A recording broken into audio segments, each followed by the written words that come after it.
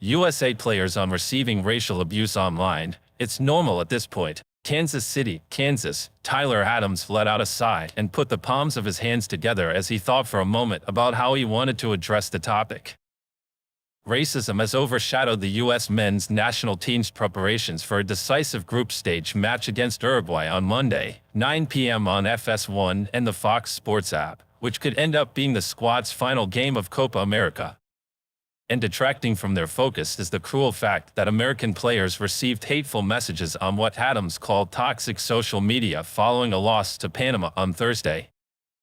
For me personally, I don't really know where to even begin on this topic, Adams, one of the most respected leaders in this team, said during a news conference on Saturday. It's normal at this point, it's normal. I don't think anyone could play a bad game, let alone a good game, and not have something on social media afterwards. So for me, personally, I don't even use social media, not for that specific reason, but just for the fact that it's just toxic everywhere, no matter where you look. The USMNT was stunningly defeated by Panama, 2-1, in the group stage match. The game was chippy from the start, but took a turn when Tim Weah was given a red card in the 18th minute and ejected from the match, forcing the Americans to play with 10 men. Afterward, Weah and his teammates, including fellow black players Chris Richards and Fuller and Balogun, were targets of racist messages on their respective social media accounts. Balogun, who scored the lone goal for the U.S. against Panama, reposted them on his Instagram to show the kind of abuse endured. U.S. Soccer issued a statement and said it was deeply disturbed by the comments directed at its players. There's absolutely no place in the game for such hateful and discriminatory behavior, the statement said. These actions are not only unacceptable but also contrary to the values of respect and inclusivity that we uphold as an organization. The USSF reported the racist abuse to CONMEBOL, the South American organizers of the tournament, who then issued their own statement condemning the behavior and attitudes of intolerance in every place and on every occasion, especially those hiding behind social media accounts. This is not the first racism incident that has taken place at Copa America, which is being hosted by the United States. Canadian defender Moise Bomito was targeted after he made a tackle on Lionel Messi during a 2-0 loss to Argentina in the tournament's opening match. The Canadian Soccer Association made a statement and said it was in communication with CONCACAF and CONMEBOL about the matter. It's disappointing when players on our team obviously have faced that, Canadian players, too. It's so unnecessary and unneeded in the space of football because football brings so many positive moments for everybody, Adams said.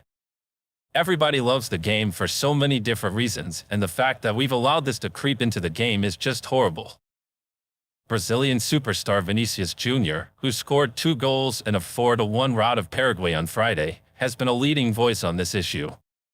In fact, last year, Brazil passed the Vini Jr. law in the wake of the amount of abuse the Real Madrid forward has endured playing in Spain.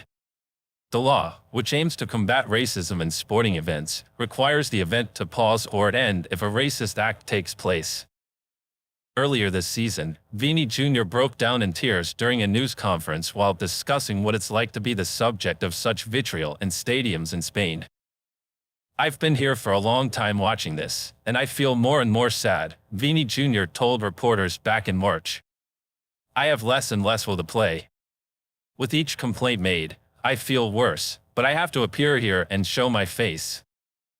I have asked for help from UEFA, FIFA, CONMEBOL, CBF, they can fight against that.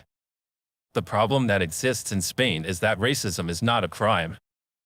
Perpetrators were arrested over the past year in Spain, but that hasn't solved the problem or prevented future attacks. USMNT midfielder Yunus Musa played for Valencia in Spain for several years and was on the pitch when fans cheering for his own club directed discriminatory chants toward Vinicius during a match against Real Madrid. In April, Weston McKennie, who plays for Italian club Juventus, was the victim of similar sentiments coming from Lazio fans during a Coppa Italia semi-final match. McKennie, like Musa, is black. I think there's a lot of anger in people, McKennie recently told. From a personal experience, I feel like if they really got to know the person I am, if they really got to know these people individually, then they might not say the same thing. But obviously the world is going to be the world, and people are going to be people, and it's hard to change everyone. But I think, especially with Vinicius Jr. actively and still protesting against it, you saw in Spain they arrested the people that were going after him and continuously racially abusing him. I think that's a step forward in the football world and the world in general. You want to act ignorant, you get punished for it. Hopefully, it just continues to improve. Lakin Littman covers college football, college basketball, and soccer for Fox Sports.